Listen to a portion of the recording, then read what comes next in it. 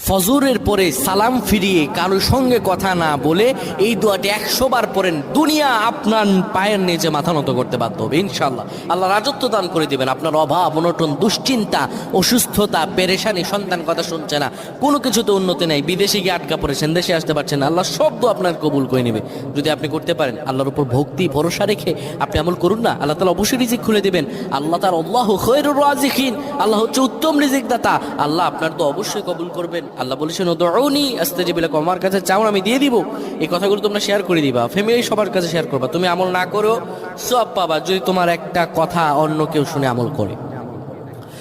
আমার প্রিয় ভাইরা, ফজর নামাজের পরে নবীজি কখনোই আমলটা ছেড়ে দিতেন না। কেউ যদি ফজর নামাজের পরে পরে সুবহানাল্লাহি ওয়া বিহামদিহি সুবহানাল্লাহিল আযীম 100 বার যদি কেউ পড়তে পারে, কারো সঙ্গে কথা না বলে 100 বার পড়ার কারণে